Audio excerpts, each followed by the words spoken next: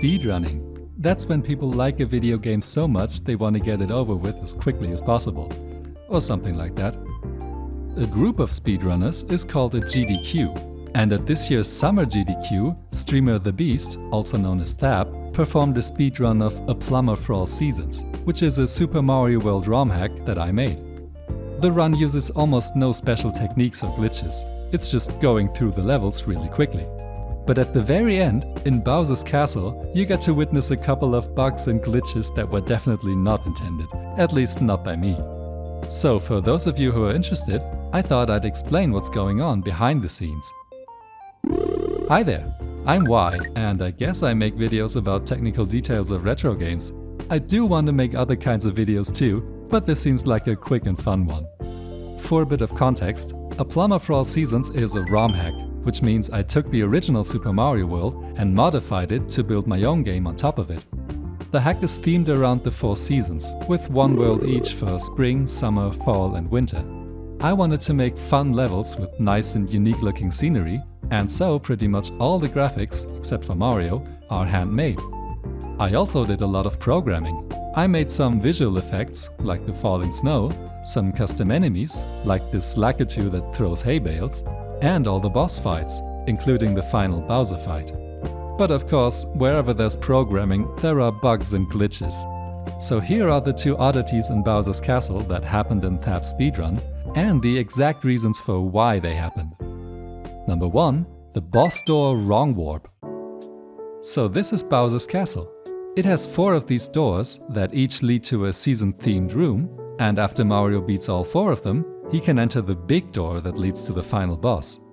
But if he enters it just right, or rather just wrong, it will take him somewhere different. In the practice room for this boss, and oh, we got the wrong word. Oh, this happens. This is fine.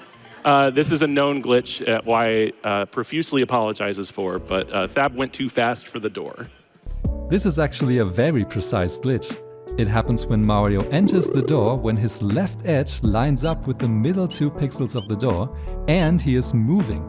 When he's on the right pixel and moving right, the door leads to the fall room. And when he's on the left pixel and moving left, like in the speedrun, it leads to the summer room. To understand why, we need to talk about how Super Mario World handles exits. In Super Mario World, pipes and doors can take Mario to different levels.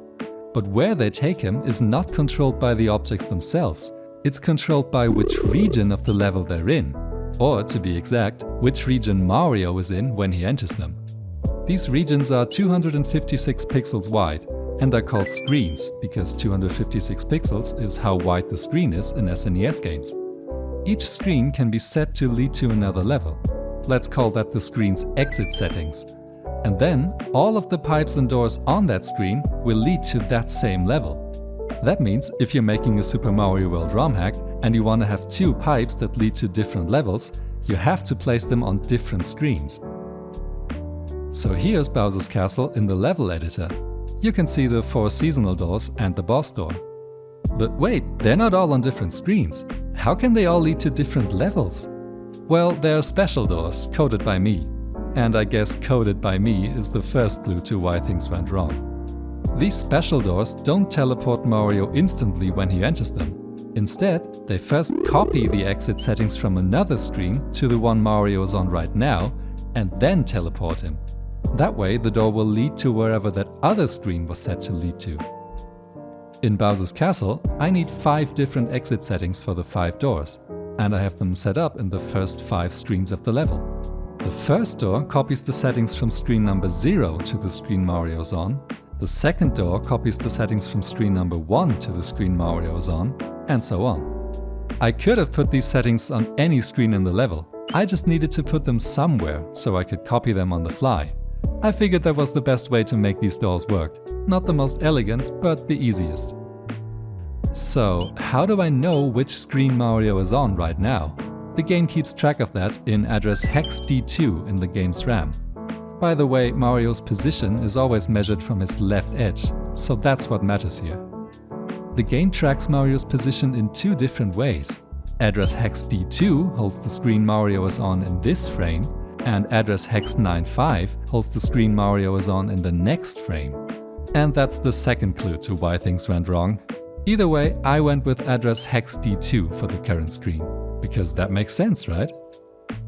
Here's the code for the Bowser door. It's taking the exit settings from screen number 4 and copying them to the screen Mario is on. The exit settings are stored in the game's RAM, in a table at address hex 19B8, with 1 byte per screen. This code is basically saying, take byte number 4 from the table and copy it over to byte number whatever screen Mario is on. And for that, I'm using address hex D2. And then I'm just setting a flag to start the teleporting process and let the original game's code take it from there. So here's the code from the original game that actually teleports Mario. It looks at the exit settings table at address hex 19B8 and takes byte number whatever screen Mario is on. And for that, wait, it's using address hex 95. That's the screen he's on in the next frame. So that's the problem. Don't worry if you didn't get all the technical details. It all comes down to this. I'm setting everything up for the screen Mario is on in this frame, but then the game is looking at the screen he's on in the next frame. Now, of course, that doesn't matter, as long as Mario is on the same screen in this frame and the next. But that's not guaranteed. If Mario happens to be moving across the border between two screens just as he enters the door, things break. And there is one door that's on the border between two screens, the boss door. In Thab's speedrun, Mario enters the boss door when his left edge is exactly in the middle of it, which is a screen border. Mario is on screen number 2 in this frame and on screen number 1 in the next. So I'm setting everything up for the player in screen number 2, but the game uses the exit settings from screen number 1. And it just so happens that screen number 1 is set to lead to the summer room. If Mario were moving between screens the other way, I'd be setting everything up in screen number 1, but the game would use the exit settings from screen number 2. And that happens to lead to the fall room. If I had used address hex 95 in my code, like the original game does, this glitch wouldn't be happening. I just had to change this 1 byte. But it could have been worse. Like I said, I didn't need to set up these settings in screens 0 through 4. I could have put them somewhere else, in this unused space further along in the level. Then the Bowser door screens would have no exit settings at all, so they would have been leading to level number 0. And that's the bonus game level, which, since the player didn't go there the intended way, would have no end and no way out. Imagine getting stuck there during a speedrun.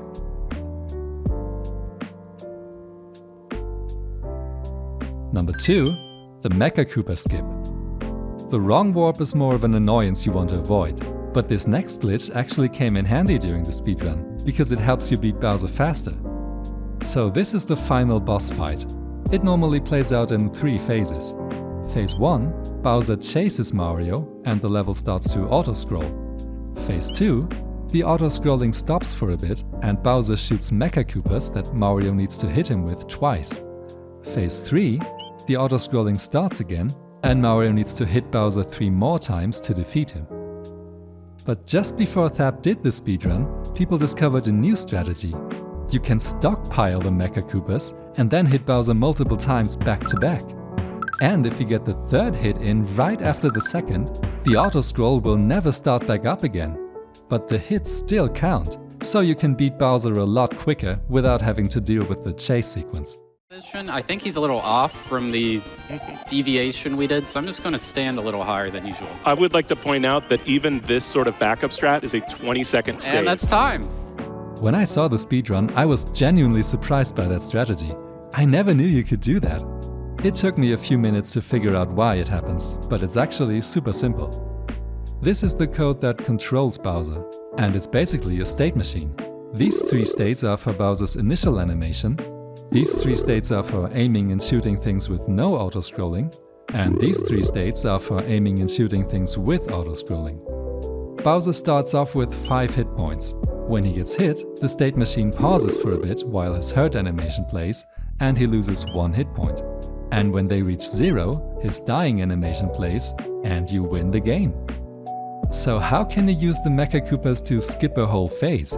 Well, here's where things go wrong. The transition from the loop with no auto-scrolling to the one with auto-scrolling.